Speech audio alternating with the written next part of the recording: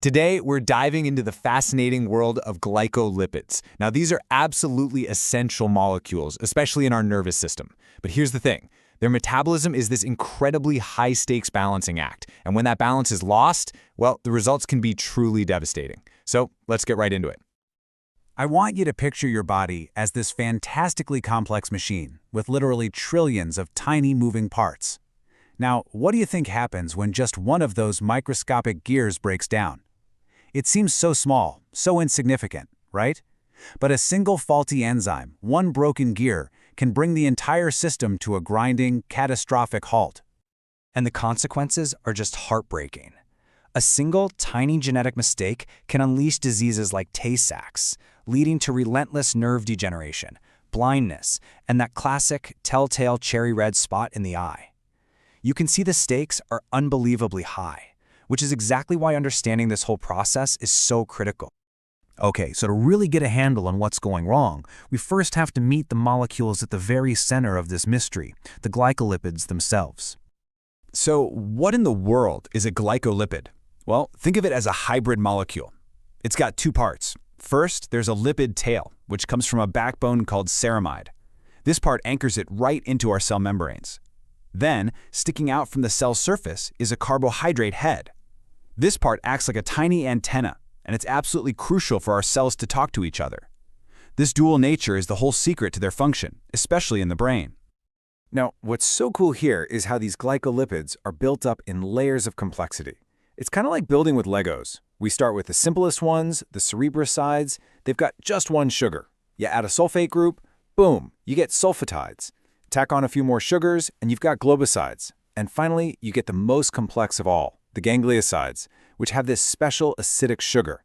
It's this incredible complexity that allows for all the different signals our cells need to send and receive. The cell builds these molecules on what you can think of as a cellular assembly line, and it happens inside the Golgi apparatus. The whole thing kicks off with that ceramide base we mentioned. Then a super-specific enzyme, a glycosyltransferase, comes in and very precisely adds an activated sugar. That one step creates a basic glycolipid, a cerebroside. And from there, the cell can just keep adding more sugars to build up all those more complex types we just saw. Okay, so you might be thinking, why does the cell go to all this trouble building these intricate molecules? Let's talk about their vital roles, because this is where you see why they matter so much. I mean, their jobs are just fundamental to life as we know it. They are cornerstones of our cell membranes, giving them structure. They're the antennas that let our cells recognize each other. In our nerves, they're key to stabilizing the myelin sheath, which allows for those lightning-fast nerve impulses. They even determine our ABO blood type. That's right. The takeaway here is simple. Without glycolipids, many of our body's most basic functions would just stop. But you know, just like any part in a well-oiled machine, glycolipids don't last forever. They eventually need to be broken down and recycled. And of course, the cell has an incredibly precise system for doing exactly that. This whole breakdown process happens inside a special little compartment called the lysosome. You can think of it as the cell's main recycling center. And this is where our story takes a really critical turn. Because the lysosome, that's the scene of the crime for all those diseases we talked about at the beginning. So, inside the lysosome, the process is the perfect mirror image of how they were built. It's a disassembly line. A big complex glycolipid comes in, and a specific enzyme called a hydrolase snips off the outermost sugar. Then another specific enzyme comes and takes the next one, and so on, one single sugar at a time. This is a beautiful illustration of cellular precision. There is a unique, dedicated enzyme for every single step. So we have this perfect, elegant, step-by-step disassembly line. Which brings us right back to our central mystery. What happens when that system fails? The answer, unfortunately, is catastrophic failure. An inherited defect in just one of those specific enzymes jams the entire disassembly line right at that point. The glycolipid det enzyme was supposed to break down, can't be broken down. It has nowhere to go. So it just accumulates, creating a toxic pileup inside the lysosome. This pileup is what causes a whole group of devastating genetic conditions we call the Sphingolipidoses. And this table here, it shows that direct, tragic link perfectly.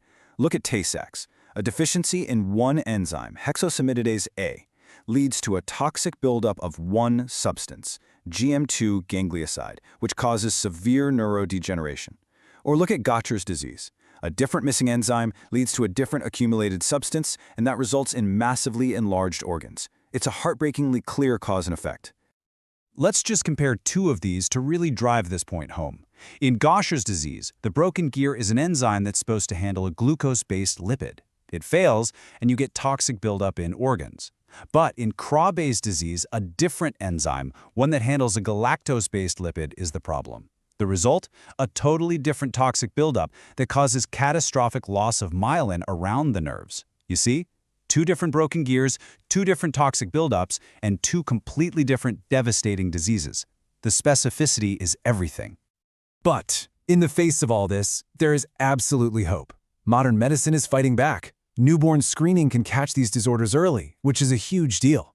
For some diseases, we can use something called enzyme replacement therapy, or ERT, where we literally just supply the patient with the enzyme they're missing. And looking to the future, the ultimate goal is gene therapy, a revolutionary idea where we could go in and deliver a correct copy of the faulty gene itself, fixing the problem right at the source. And that leaves us with this really profound final thought. We now understand this intricate cellular machinery in incredible detail. And as our ability to literally edit our own biology becomes a reality, you have to ask, can we one day go in and permanently fix these single broken cellular gears? Could we actually end these devastating diseases forever?